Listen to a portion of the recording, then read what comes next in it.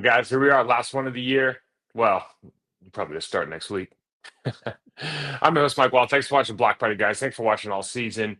Our show is always been hosted by or sponsored by Bet Online. Bet Online is the world's most trusted betting platform and your number one source for online betting in 2025. Whether you're a seasoned fan or first-time bettor, Bet Online is your ultimate game day companion with the largest selection of odds on everything from the NBA to college basketball to the National Hockey League to UFC. BetOnline continues to be your number one sports betting source. So from every three-pointer to every hat trick, BetOnline has you covered with odds, stats, and more for every game, every play, and every win. BetOnline, the game starts here, and the game is over. The Eagles, who I did the Eagles chant in front of a bunch of Frankfurt Galaxy fans on Super Bowl night, because I am a not even a closet Eagles fan, a big Eagles fan. They won 40-22 over the Chiefs. You know, the big story here, as it really has been thematically over the course of the last couple seasons, you can really point to the trenches and the difference the trenches makes in some of these games. I want to give you a couple stats. So first, start with the winners. Jalen Hurts, Super Bowl MVP, 17-22. He had 221, two touchdowns, interception. I think he had a touchdown rushing as well. I think he led everybody in rushing. Saquon Barkley, listen, the Chiefs' game plan to go in is just stop Saquon, make Jalen. Everybody's game plan for this game was stop Saquon, make Jalen Hurts beat you. If he beats you, you got to lose. And he played an excellent football game, and therefore, or a big reason that the Philadelphia Eagles were victorious from the jump. This game felt very, very one-sided. It felt like a tidal wave going over the Chiefs. Certainly, as you look at both rosters, and we've talked about it building up to this game, I think as for me, not position by position, but group by group, except for the quarterback position, you would argue that the Kansas City Chiefs were outmatched offensive line, defensive line, linebackers, secondary, wide receivers, running back. Eagles had every position, it looked like, except for quarterback. And even honestly, even tight end. If you watch this film, certainly the way that the performance that Kelsey had in the loss. But you look at Patrick Mahomes, and there's a couple of things that I wanted to note. So he's 21 of 32, 257 yards, most in garbage time, three touchdowns, 2 picks, 6 sacks, 11.4 quarterback rating. The quarterback rating was actually 1 at halftime. And everybody's pounding on the offensive line for the Chiefs, and certainly they were completely outmatched, that physical. And we'll show some tape. We're going to watch the first half of the Eagles offense the Chiefs offense versus the Eagles defense. But the game plan for the Chiefs was to let Mahomes be Mahomes and just kind of let him do his thing. And it always seems to work out because he's so good. It was almost baffling because you had to know at some level how much better the Eagles defensive line was than the Chiefs offensive line. And so with that Fangio defense, playing a lot of cover 2, never bringing more than 4 guys, although they did pressure technically, but they're not bringing more than 4. When you watch the game, the game plan seemed pretty easy. Play flat foot at 5, make sure you're not going to get that first window throw, make Mahomes hold the ball for, Mahomes is traditionally a guy who will hold the ball a long time. So in the regular season this year, I think he held it for 2.86 seconds. He was 3.13 going into this game. I've heard stat lines that he was over 3.5 seconds holding the football from snap to pass. So when you have a arguably the best defensive line rotation in the National Football League, and you start lengthening the time it's going to take you to throw the football, whether that's because you like to hold the ball and make things happen, whether it's because you feel comfortable because of the situation with the referees, whether it's because, in my opinion, the Chiefs took away that first window throw, and we'll show that a ton. When you do that, you're just opening yourself, and you're opening your offensive lineup to a lot of scrutiny. The game plan was simple. Take away the quick stuff, tackle well, and let the best group on the field, arguably, beat what could be considered a very lackluster group in the Kansas City Chiefs. I say that knowing, look, they've got an all-pro center. They've got an all-pro left guard. Unfortunately, he's playing tackle. They've got a player at right guard that is very well regarded, but they're really weak at the tackle position.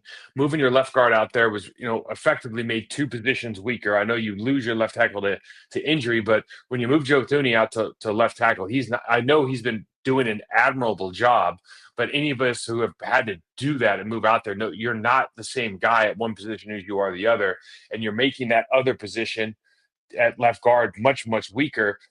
And certainly in a game like this, with the talent that they have on the interior and their rotational talent they have on the interior, I don't know if they had any other answers at left tackle, but bringing Joe back in, at least they have a solid core in the inside, that they can at least try to do something in the run and pass game, even though they didn't try to run that much. Maybe they look back at this and go, there were some other options. They're really gonna have to look at that. I put together some tape off this that we're going to show right now. We'll come back and talk a little bit about the Packers and what they can think about it, what they can take away from this game, what Goody can look at for as far as roster construction and the type of things that are going to propel you into, because now you're looking at Vikings, Lions, Eagles are Super Bowl champions. There's a lot of these teams that the formula for winning seems pretty cut and dry. Let's take a look at Fangio's defense and what makes them so good. But the teams like the Packers can kind of learn from, either from the Chiefs standpoint, or even you're looking at our defense and looking at how you can improve. Now, certainly not everybody's got to run this kind of style, which is really a too high bend but don't break defense, at its core. And it's predicated, at least in this iteration of it, is you have to have really strong play at the linebacker position, but ultimately you have to be able to get home with 4, which I think at this point, watching this game, everybody knows that's what they were able to do. The Chiefs start out here in a trips look, and I'll be honest with you, they just do a little orbit motion here, I think, with Worthy. Yeah, they do. Okay, they should have stayed in this look the entire game. You got a 6 in the box. You got outside press that you don't know who's going to drop. They're probably, as you look at this now, they have to play with their linebacker depth. They're going to be late into the box anyways. But this RPO look really keeps their defensive line off of Mahomes even for a split second. He ends up making a great play here with a no-look pass in the slot. But it's really all predicated because more often than not, this player stayed at 5 yards the entire night and didn't move, and basically said, we're not going to give you the quick stuff, and we think our defensive line is going to get home first. Now, because they ran the orbit, Cooper John plays up. They get the no look. One of their better plays of the night, honestly, until the second half. Basic structure that they're going to run the entire night. Whether you're looking at this as as Kelsey being the strength and they're running it over, they're running an under G. One way or another, it's a 42 defense, 2 safeties up. Very comfortable playing this because the quality of not only at the linebacker level with an all-pro Zach Baum, but obviously so many great players at the defensive line. But having said that, the way that Nolan Smith plays the RPO look here, squeezing down, staying square to the line of scrimmage, not running, not bolting down and trying to take out Mahomes. This is all things that they're gathering information on that first play. Great no-look pass to see what happens. Now, we start moving forward here with the second play. And this is these are plays in the game where you just have to make a determination if this is going to work and they're going to be able to block that, or they're going to be able to block or break that tackle, then this could be a different kind of game. So he goes motion, brings the back into the backfield, checks it out. Now, they're running an RPO again where they've got a pulling guard and they've really got a 7 in the box look at here. You can just see the space that's allocated for the safety to come down. They know that, but they also have a tight receiver, so they're going to be able to crack that play. So they have everybody accounted for. This is, you're looking at it from the perspective of, let's say Amon Green. If Amon looks at that, he's dying, absolutely dying to get this look. 6 in the box. You got a guy coming down, but you've got a nasty receiver on our left. The offense is right. They can come into the box and block 32. So this is easily blocked. And unfortunately, and these guys do a really good job with Philly of turning these double teams into single blocks. And, they're supposed to have a double here, but really this he goes right into and just drives that right tackle, dominated those tackles the entire night. But there are plays here. I mean, you got a couple problems if you're the Kansas City Chiefs. this might be the biggest one. He's not going to be able to hold up. Maybe he, in some iteration of Travis Kelce, maybe he could, but certainly this was not the day that he was going to be able to hold up against any of those guys from a physicality standpoint. He really didn't seem like he was willing to. But you've just got a complete domination at all these positions by these defensive linemen. And so this looks on paper, if you showed me the screenshot 100 times, I'd say you run the football. They make a determination to throw out to the slot, even though they don't have the slot defender blocked.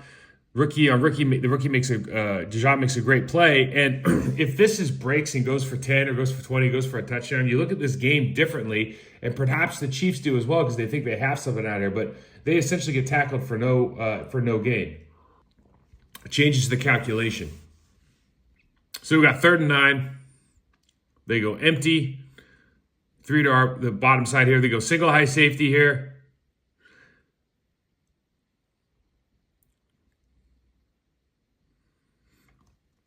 And they're, again, look down here. They're looking at basically saying our rookie slot is going to be able to cover the all-pro and stick on him long enough where that pass rush is going to get in Mahomes' face.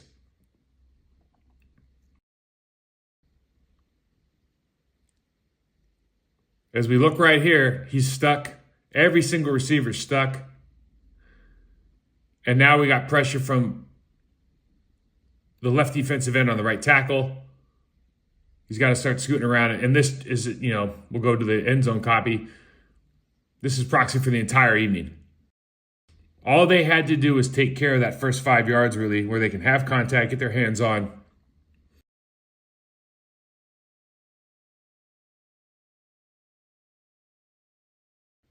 And some of this stuff is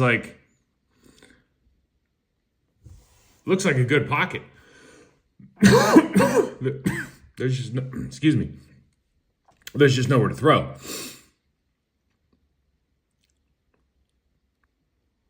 We go 2nd and 5 here, next series. They got a cluster look or a bunch look down on the bottom. Really, if you look at the Philadelphia Eagles, they look like they're shifted over to Kelce with Zach Baum. Over front on the defense with the G look because they're still a nickel. And, why does this play not work? 2nd and 5. You got your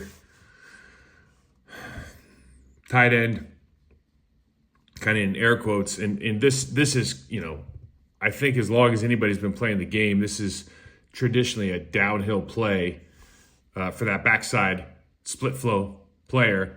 He gets in the way, and this is one of the first runs of the game. Unfortunately, so many things that are going on here that are suspicious. This is usually a quiet crowd, but you look at the eyes here and where he's going. I mean, if this Philadelphia Eagles team's been watching film and they've seen that before and communicating it, it's just such an easy thing to look at, and realistically, with the flow of these guys, and whether it's because he's looking or because these two guys are just really good, the flow that they're using here, ultimately you're supposed to get guard, tackle up to bomb, and then backside up to 42. And they're actually just going to the wrong players because they can't even get to the guys they're supposed to. Great job by the Philadelphia linebackers. Again, there's some keys that are easy to read, but you still got to make that play. So we can do another 3rd down situation. And this is one of the plays of the game that what could have been. So let's watch this. This is Xavier Worthy, number 1. Their speed player, speed merchant. And he's going to be matched up against 53, who's had a great year. But let's face it, those guys aren't equal in everything, and speed is one of them. They hike the football. This is Gonzo. This play is over. If he can get the ball off, this is an easy touchdown down the sideline. Talking about right here. Obviously, we have eyes on the quarterback, so maybe he's not dropping because of that. But the reality is, if we go back to the pocket now, this is a play that should work. I don't know how you block this realistically. That's too fast at that position. I feel Joe Thuney's an all-pro at left guard. He's not at left tackle. And one of the things you have to do, because you're so worried, you got to back. So, interesting point, for me at least. Your left tackle gets hurt. You move your left guard out, so you're making that position, you would think by default worse, because you would imagine your left tackle plays left tackle better than your left guard, or maybe your backup does. But you're also making this position worse. And in this particular game, that probably matters as much as anything else. You see Tooney with his arms out inviting that bull rush. He's worried in part about the game that they've been running. But you see the stab and what ends up happening, because if I'm Josh Sweat and I see both numbers, arms out wide, I mean, if I'm in high school, anything, what am I going to do? I'm going to bull rush that guy. We're going to go stab, press, make him run around. Ends up being a nothing throwaway play. So we got 2nd and 8 coming out here. Could be a running situation. I forgot what they did on 1st down. One thing to note is there's a huge stat line going around that the Eagles didn't pressure the entire game. That's not true. It's just they didn't pressure more than 4. So right here you're going to see they're bringing their middle linebacker, but they're also dropping their defensive ends. So I think they're effectively only bringing 3 players here. Yep. And again, just giving away these different looks. Now, there's nothing open because you got 8 on 4 in the back. You have 7 on 4 if you don't want to count Sweat. He's just waiting for that running back to get out, who he probably should hit right now, which I think he does. But you just look at the need to extend plays by Mahomes against this rush.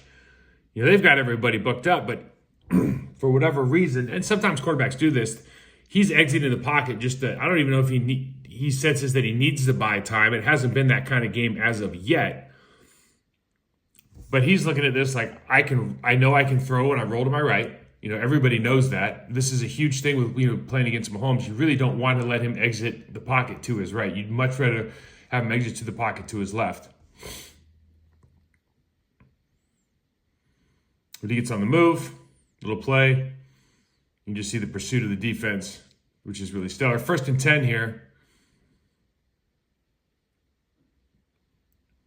We've got a 2x2 with a tight end attached. Back offset to the right. Motion into a nasty look. Now this means it could be a run. Could be a run, some kind of crosser, which they are. So again, they go, these are gratuitous play actions. Look, this is only play action. I'm not sure who you're going for. You see you get the linebacker a little bit, but really he's just end up blocking that running back.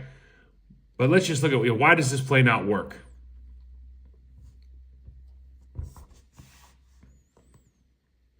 The tight end position when I was growing up I thought it was the best position in the world, because you got to get your hands dirty, you got to block, you got to be really physical, and you got to catch touchdowns. Wave to the crowd, high five your teammates, because you're making big plays in the passing game. So I thought it was always the best thing. It's changed and evolved over the years. Gronkowski was really the guy who I think in this last generation put the signature on it, and George Kittle, the way he plays, certainly, although it's different even than maybe the way Gronk did things. But this is, to me, a completely different position. And, there's just this, obviously laid off the ball. I don't know if this is supposed to be a tight end screen. He's just thinking about that too much. But you're just looking from a stance standpoint. How would you even get out of your stance to make a play there? And because of that, why are you in that stance to begin with? Because this just turns into a negative play. You don't give the guard a chance to get across. Xavier Worthy can't do anything about it. I mean, there's just nothing that can be done, and it's just a simple. You're in a stance, even if you are off late, you're in a stance that doesn't allow you to have any success. So, go to the next play. We look at this again, and let's just start by looking at the coverage. We talked about this earlier. They're very comfortable effectively standing on that line in that slot and not moving, because he looks there for that quick slant, that out. He tries, they try to press off and just turn. They'll run some sort of choice route. And those guys did a great job, I think, of sticking to their position and not making that initial window obvious. And what happens is, because they do that, they basically get beat everywhere here. So they've got Kelsey getting beat by Sweat over on the right side. And he's going to get help from Pacheco, who doesn't do much. You got to use your hands. And then, unfortunately, Athuni, who, again, all-pro left guard, but just a different kettle of fish out there. Turns his shoulders to the sidelines early. And you can see where Mahomes' eyes are going right here. He wants to throw. And as we remember, that window's not open. Sorry. That window is not open because that slot receiver's standing, and we also have the linebacker shifted over to that side. So gets in trouble, get another sack, so it's 2 in a row. We go 3rd and 16, they go bunch. Everything's close in. They want to fight for that real estate space. And this is a designed rollout. We go gun. We got the tight end blocking in. It's actually a really nice design. I'll show this on the other side.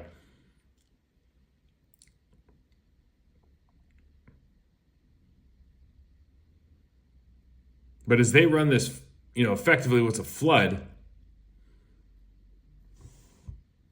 they got an out, got an over, they got here, and they got in the flat.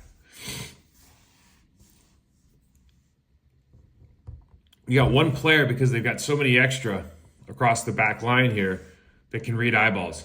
And he just reads eyeballs. Ends up making a great play. Now, as we watch this is this split suggests that you're going to get a one-on-one with the tackle. Tackle blocks down, and they're trying to pin this guy. This could be a really hard block for that tight end, because, ultimately Sweat could go straight up field right here. This play is over. We might have got lucky here. They might be running a TE. As we see, reading eyes. Just a fantastic job.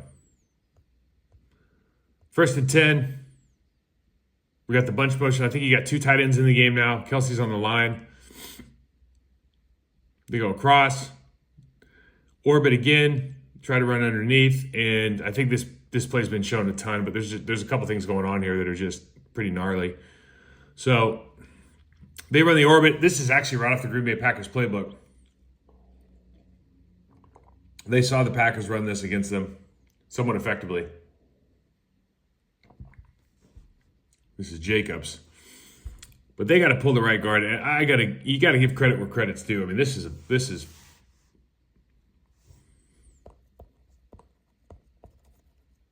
damn.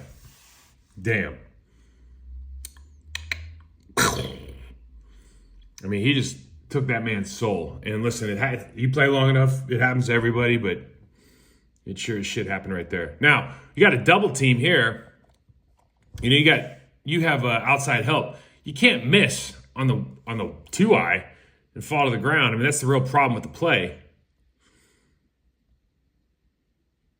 Why things don't end up working.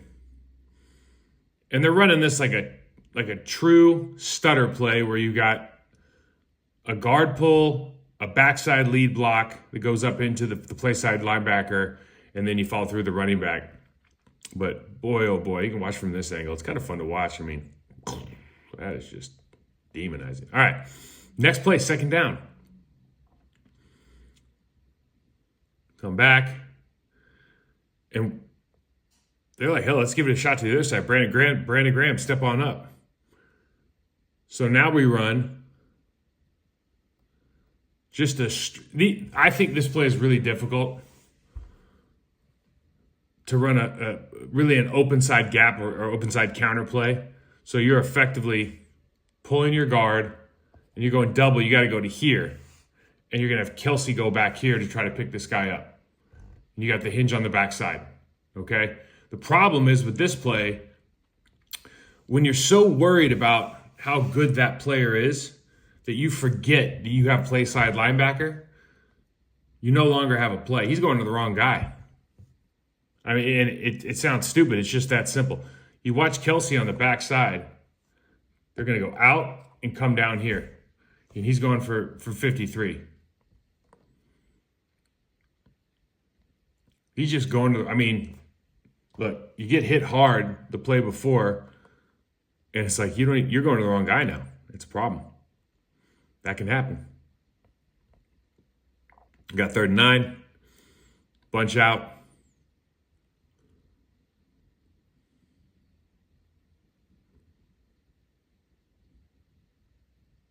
You can kind of running for your life here. And it's you can see a 3rd and 9 play. And what I want you to notice is through here and this player, they're just going to not almost flat foot read this and read eyes until guys are past them. There's just no free windows like you see in a lot of Mahomes throws. And so he's getting back to, and obviously you're getting back here to snap the ball. Both players in 2 eyes. I think you got the center holding up 42. So he's not really doing anything. And so you have 4 one-on-ones. They end up running games. And again, it's not like this isn't well blocked. This goes down as a sack, but it's like, where are you going? And this is what happens when anybody gets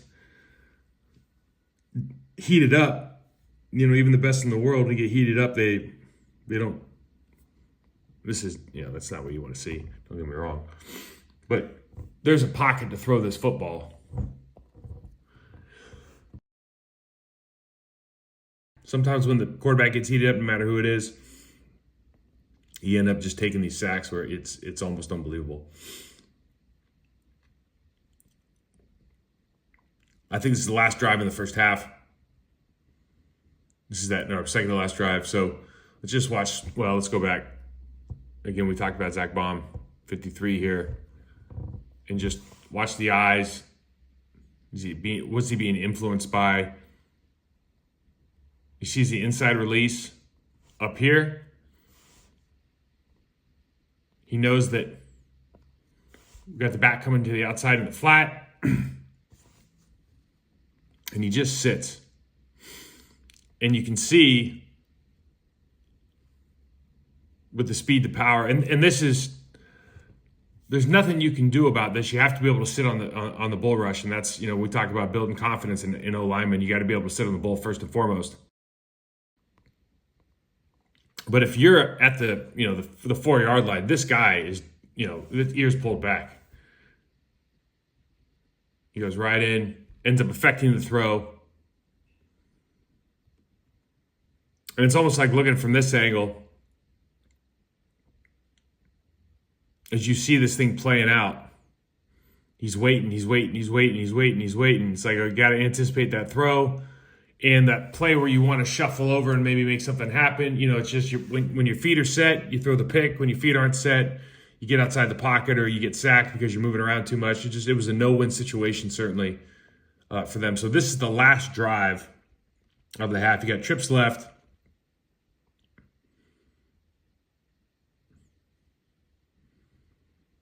And he ends up making a play. But let's look again at the way that Fangio is playing defense here. So they run quarters to the bottom. They're trapping the inside. And they're just running 2 off the top of the field. So they kind of bracket Kelsey. When he goes in, the safety ends up taking him. Dijon switches and plays in that hole.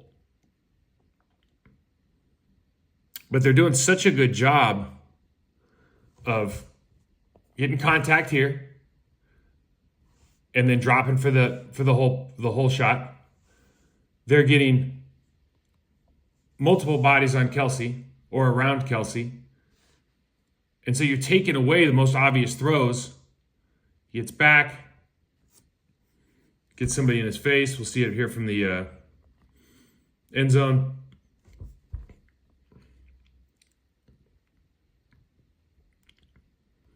They got the chip out here against Sweat. And he just decides to run. Unfortunately, right guard who's had a... You don't see this very often, by the way. You don't see the jersey getting pulled anymore with all the tape jobs that we started doing that kind of, I thought, took that away, but Carter gets him pretty bad. Ends up giving up the holding call. So we go 1st and 20. Thought this was interesting. So we've been talking about how well these guys were doing at just staying on this line. And this is one of the first times. And look at the difference between Jean the slot and then how we're doing out here as far as reaction time, just being ready to play and standing your ground. You see how slow they are to react in the slot. So because we backpedal a little bit more than they have been, ends up giving up the double slant look. Almost picks up 10. That puts him in that 3rd down situation where I think that's where Hopkins drops the ball. That's all she wrote for the half. I think at that point it's 24-0 again. 65 is a really good player who had a bad game. A lot of these guys had a bad game. But this guy, I mean, look at this. That's just all kinds of different. His ability to move laterally, his size. Tough. All right, so coming back, what do you learn from, what's the takeaway there with the new Super Bowl champions? And for me, and this is kind of why I got back into football, what I do now, and what I think is just so important to the game. Your ability to win your 1v1 matchups determines your value in this league. By and large, when it comes down to it, can I beat the person in front of me? And what the Eagles have done is they've just gotten a lot of dudes who can beat the guy in front of them. And because of that, Vic can play that cover 2 defense. It was very simple. Take away the first window throw and let the guys up front beat the people that they're going against. And, that's obviously we show in the last picture of Jalen Carter. Part of that is phenomenal athleticism, phenomenal instinct to how to play this game, phenomenal confidence, and, all of that stuff. But when you get enough of those guys and you get the skis pointed downhill in the same direction, you can really do some special things. So, number one takeaway, looking at it from that defense, Green Bay Packers have to find a pass rush, and a change to the defensive line coach that should or could help. But really, when you've got Myles Garrett, Max Crosby, and Khalil Mack, when you got those guys that are potential targets, they're going to be in the market. And they're, really for me, particularly the first two, Miles and Max, because they're guys that can have careers at Green Bay. It's not just a 1 or 2 year platoon deal with Khalil Mack. It's Max Crosby, young player. Myles Garrett, 27, 28 years old, still have a lot of football left in him. And you just think about, you brought in, obviously you talk about Reggie White, bringing Reggie and what he had, but you bring in Julius Peppers and those guys that are at that point in their career where they've done something great already, they're established, but they can still give you a lot of good years. And all 3 of those guys that want to win now, Goody's got to at least look at buying help this offseason from that room. Because just from a talent standpoint, as you look at it now, you got rid of Preston Smith, now that he was a great pass rusher, but I think he added something to that room. You don't really have a guy. You've paid Rashawn Gary to be that guy, and again, Pro Bowl player this year, but we don't look at him as a dominant pass rush force or a guy that you have to game plan around. Now, if you had a guy that you did have to game plan around, what does he start looking like? Even we saw it with the Vikings and the Texans swapping players last year with Danielle Hunter and Jonathan Grenard. They just swapped players. New environment. Both guys are like playing an all-pro caliber. They were good before, both of them, but Grenard in particular really kind of leveled up even more. And then you put Danielle Hunter down with Will Anderson. You see what happens to the game of both of those guys. They became arguably the best duo in the National Football League. So sometimes you got to buy help. So it's not always draft and develop. And let's see if this is one of those deals. I think the other thing, or really the same thing, can be said about the offensive line because look, I'm not big on non-contextual stats or metrics, but I think there are some things that are important to understand. And Josh Jacobs is doing a hell of a lot of this work on his own, making the first guy miss, breaking the first tackle. Now, depending on what stat you want to look at, he's either getting 1 yard to 2 yards of free grass before he makes contact. That is pales in comparison to the guys that are leading the National Football League, Saquon Barkley being at the top, I think, with over 3 or close to 4. So do you want to have a solid offensive line, or do you want to have a dominant offensive line? And we talked about this before. Have you drafted dominant personalities in that room? Have you drafted great guys? Have you drafted killers? Or street fighters, or guys that just want to get into the thick? How many TJ Langs are there in that room? Because those are the kind of guys who don't have to be the best athletes to be one of the key factors in what team is asserting dominance on that given day.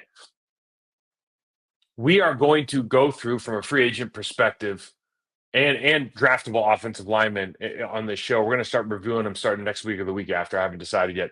If you have specific guys that you're looking for me to target, drop me a note. And with that said, guys, it's been a fun season. It's really good to see, for me, the investment of the trenches by the Philadelphia Eagles, how that made a difference ultimately in I think determining the course of this football game, of course, the entire season. But they're being celebrated as these are really two special groups of guys, and really the engines for that football team. Something that Packers can certainly replicate if you look at the quarterback position, if you look at some of the talent you have across the board at the linebacker safety position with both football teams. There's a lot of similarities. I think the differences really come down to maybe a number one wide receiver. I think that the Philadelphia Eagles wide receivers are, they've got two really number ones. They've got a great tight end, Tucker Kraft. I would take either one of those guys. They're fantastic. Obviously, Josh Jacobs, Saquon Barkley, both are fantastic guys. So